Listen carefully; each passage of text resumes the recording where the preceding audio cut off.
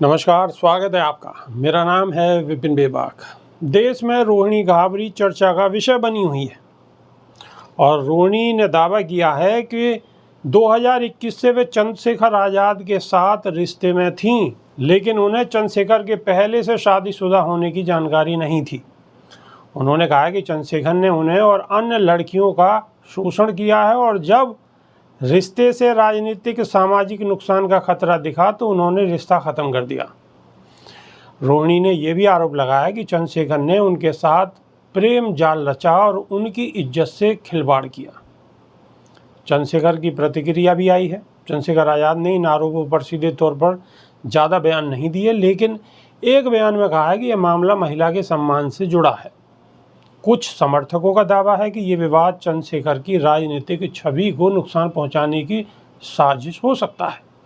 Social media और court की बात करें तो रोहिणी ने सोशल मीडिया विशेषकर एक्स पर अपनी बात रखी है और चंद्रशेखर के साथ वीडियो चैट की स्क्रीन रिकॉर्डिंग जैसी सामग्री साझा की है।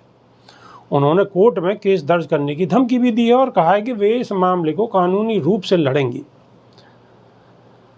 रोहिणी के रुख में कुछ बदलाव भी आया है। रोहिणी ने लोकसभा चुनाव 2024 से पहले चंद्रशेखर को समर्थन दिया था और एक्स पर लिखा था कि उन्होंने उन्हें माफ़ कर दिया है। हालांकि बाद में उन्होंने फिर से आरोप लगाने शुरू कर दिए। इसके पीछे उनका कहना है कि चंद्रशेखर के खिलाफ बोलने का दबाव और उनकी अपनी इज्जत की लड़ाई है।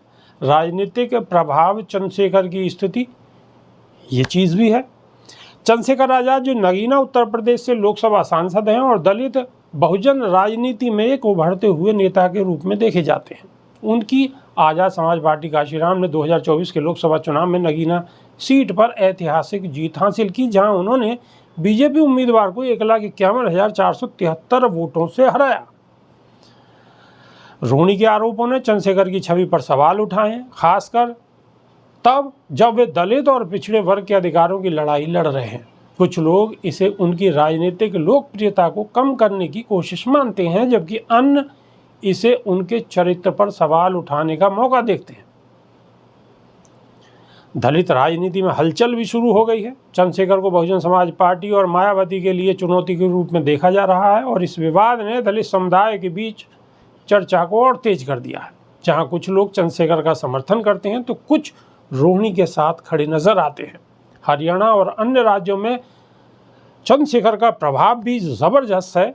चंद्रशेखर ने हरियाणा में जननायक जनता पार्टी यानी कि जेजेपी के साथ गठबंधन किया, जिसका उद्देश्य दलित जाट वोटरों को एकजुट करना। इस विवाद का उनके इस नए राजनीतिक प्रयोग पर असर पड़ सकता है। रोहिणी वाल्मीकि समाज से आती हैं और रोहिणी यूएन में भारत का प्रतिनिधित्व करती हैं और चंद्रशेखर का दलित समुदाय का नेता होना इस मामले को सामाजिक रूप से संवेदनशील बनाता है। कुछ लोग इसे समुदाय के बीच एकता को तोड़ने की कोशिश के रूप में देखते हैं। महिला सम्मान का मुद्दा रोहिणी ने उठाया है। रोहिणी ने बार बार कहा है कि उनकी लड़ाई सिर्फ चंद्रशेखर के खिलाफ नहीं बल्कि उस सामाजिक सोच के खिलाफ भी है जो महिलाओं को ही जिम्मेदार ठहराती है। ये मामला महिला सम्मान और सामाजिक न्याय के व्यापक मुद्दों को छूता है। रोहिणी घाबरी और चंद्रशेखर आज़ाद का विवाद निजी रिश्तों से शुरू होकर राजनीतिक और सामाजिक मंचों तक पहुंच चुका है। जहां रोहिणी इसे अपनी इज्जत की लड़ाई बता रही है, वहीं चंद्रशेखर के समर्थक इसे उनकी छवि खराब करने की साजिश मानते हैं। ये मामला अभी कोर्ट तक नहीं पहुंचा है, लेकिन सोशल मीडिया और समाचारों में इसकी चर्चा ने दलित राजनीति और सामाजिक आंदोलन पर गहरा प्रभाव डाला है। इस विवाद का भविष्य में चंद्रशेखर की राजनीतिक विश्वसनीयता और आज़ाद समाज पार्टी की लोकप्रियता पर निर्भर करेगा और आने वाले दिनों में ये इस पूरे मामले की स्थिति क्या होती है, क्या रोहिणी कोर्ट जाती है, कोर्ट का कोई फैसला आता है, ये आने वाले दिनों में तय होगा। तो अभी के लिए सिर्फ इतना ही। नई वीडियो में फिर रूबरू होंगे। बहुत बहुत शुक्रिया।